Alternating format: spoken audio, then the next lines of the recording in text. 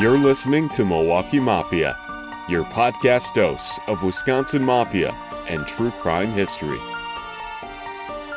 Hey, Milwaukee Mafia Patreon members, we're back with another episode. I'm Eric. I'm Gavin. And this time, Gavin actually gave me the question to ask. Yes, I did. Yep. So it sounds like this is a two-part question. We're making it a two-part question today. All right. Yeah. So I'm going to start with this part, which says, I very much enjoyed Berto and his four-part series. As a guy the same age as him from the same side of the city, it was very interesting. I would like to know his experiences with the Outlaws, if any, since they were a matter of blocks apart as the clubhouse is off 2nd and Maple.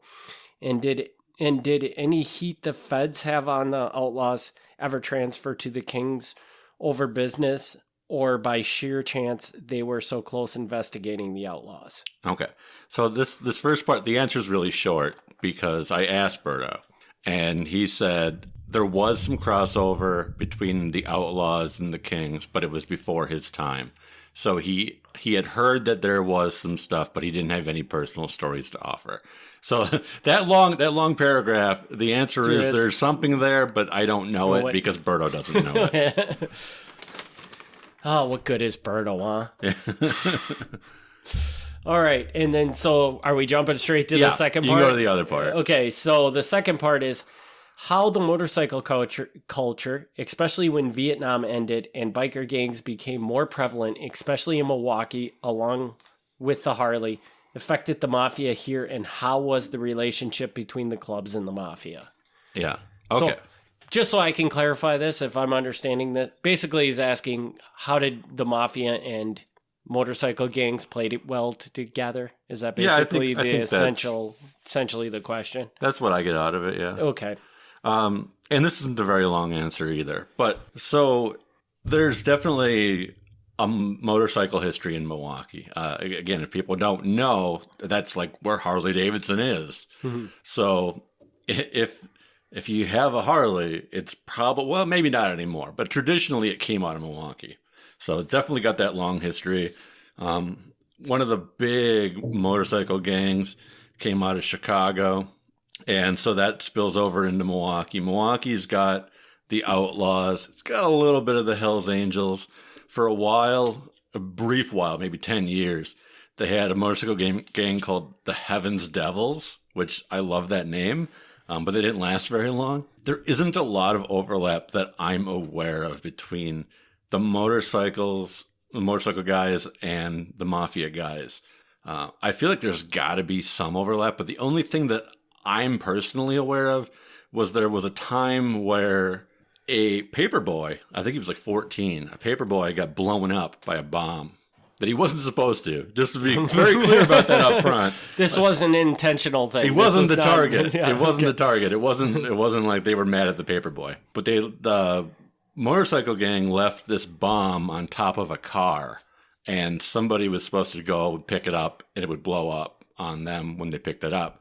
And this paperboy apparently was very curious or something, and he picked it up, and he blew up. And this got a lot of attention because it's not cool when you blow up kids. But at this point in time, there was suspicion that the Mafia was involved in that, which they weren't. But there was suspicion, and so like they kind of got investigated for it, just because at that point, bombs were more affiliated with the Mafia than with the biker gangs. So there was some crossover there. I don't know a lot about them working together. I'm sure it's happened, and I'm sure that, we'll uncover that as we go along, but I don't know much about that. And I did just want to add that once we reach the point in the timeline, I am going to mix in motorcycle gang stories. So even though they're not Mafia stories, I'm going to mix them into the timeline as we reach that point. They're going to start about 1968. Really big in the 70s, and there is a book called You Gotta Be Dirty, and it's about motorcycle gangs in Milwaukee. It's a little bit of a dry book because the guy who wrote it, it was like his master's thesis in college, and then he kind of modified it into a book. So it's not the most exciting true crime book because it is more technical and stuff, but if you're interested, it's a really good resource, and 10, 14, I don't know, somewhere in that range, motorcycle gang murders that happened in the Milwaukee area. So we'll be talking about those more in detail when we get there. Like I said, not mafia related, but just kind of give you a broader picture of like what organized criminals are doing in Milwaukee over the years.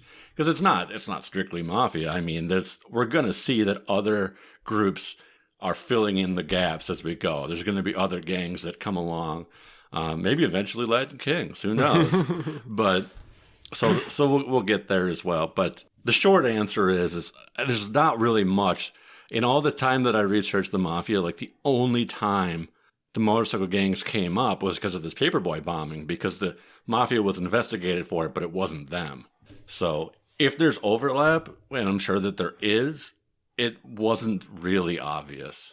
I'm just curious, and once again, I'm going to make you step out probably into an area that you don't have enough knowledge to answer this question. Sure. But do you know, what were the motorcycle gangs in Milwaukee known for?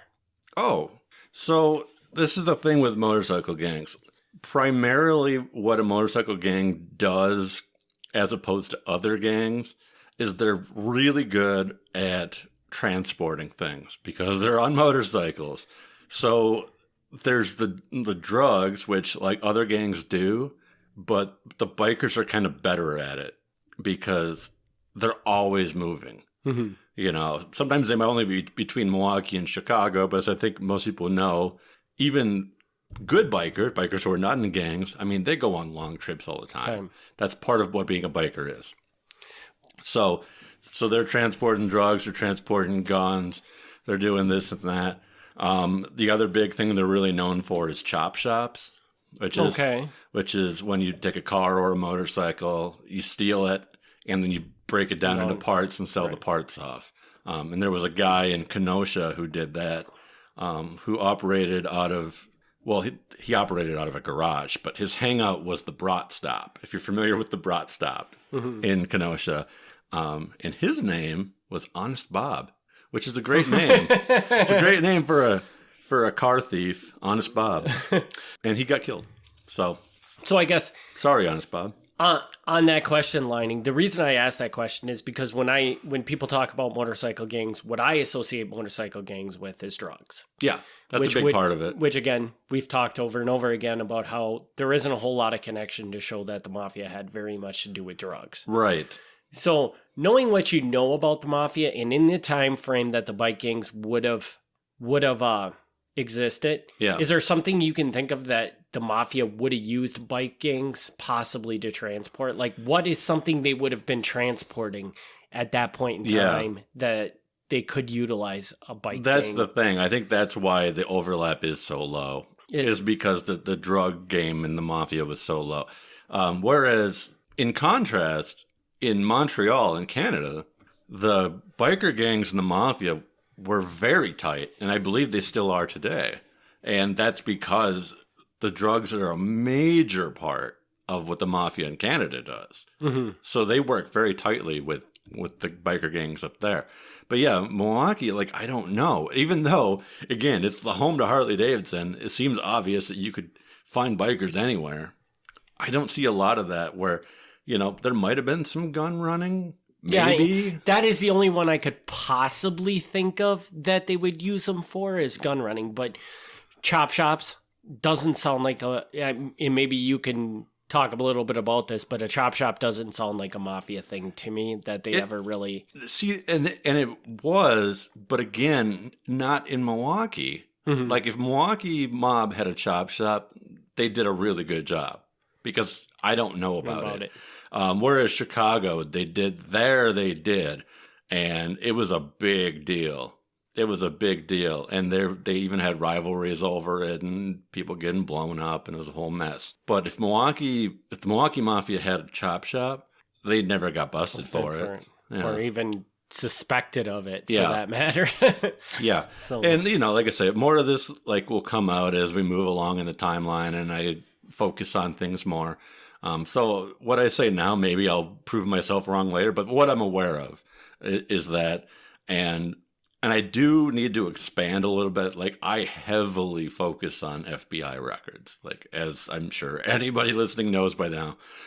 But for certain things, I might need to expand it. Like I've very rarely relied on like ATF records, which is the Bureau of Alcohol, Tobacco, and Firearms. And that would be more like the federal agency that would care about gun running. Right. Like the FBI, I mean, if the FBI hears about it, they're going to pass it along and tell people, but they're not the ones who are actively searching for that sort of thing. So it could be that you are looking in the wrong place. Right. Right. And there could be a whole world of this out there, and you just haven't discovered it yet because you're not really focused on that. That's the thing. Like, so I don't have much in the way of ATF records. I don't have much in the way of DEA records.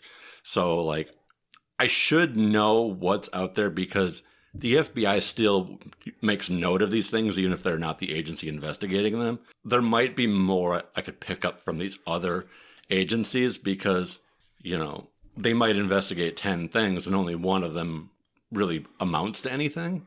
Similar to the FBI. I mean, the FBI has spent decades following some of these guys and never arrested any of them. Yeah, and probably like a lot of, let's just say ATF? ATF, yeah. ATF, maybe they have a record there. If you pulled a record for somebody that was a drug runner, you might find just all sorts of references to that. We believe that they're working with so-and-so from the Milwaukee Mafia or something like that, which you would never know. Right. Unless you pulled that person's record. Right. You know, and it wouldn't even shock me. It wouldn't even shock me. But yeah, it's kind of like I have to find an angle to get in to those records because unless somebody has been arrested, it's hard to know who the ATF has a file on. Right. And who to... I mean, I could blindly make like 10 requests and hope that one of them hits, but I'd like to kind of at least go in knowing what I'm looking for. Right.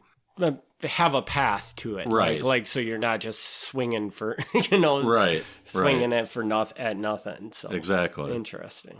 So, well, I actually look forward to the biker gang yeah, I think stories. I think that'll be cool because there's like I said, there's very little overlap, but I think they're going to be.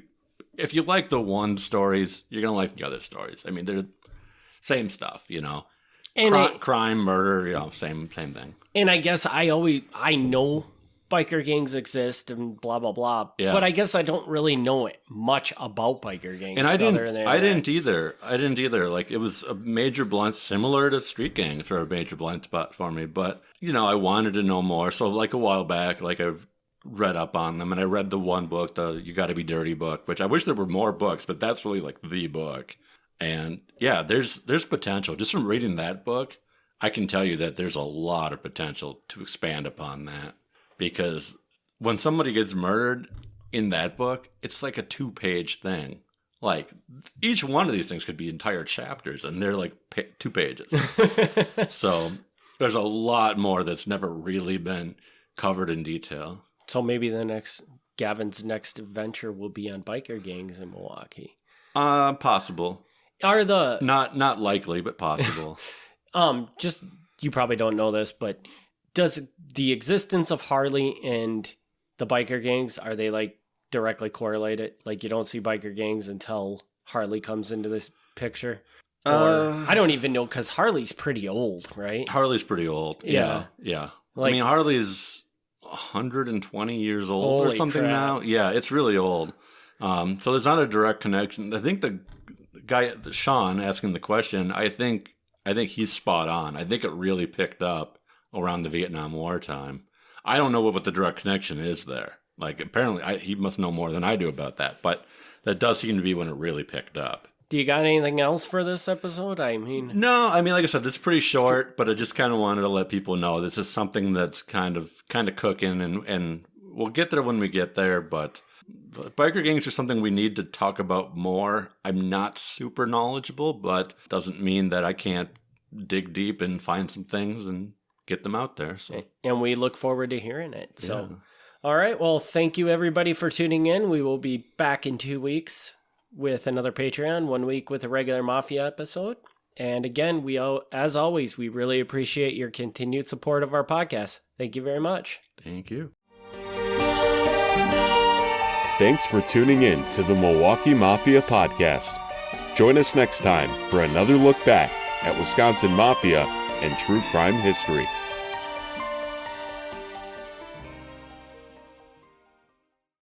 Hey there, Milwaukee Mafia listeners. Thanks for tuning into the bonus episode from our Patreon archive. If you want to hear the latest and greatest content, head over to patreon.com/Milwaukee Mafia to join the Patreon today. Catch you on the other side.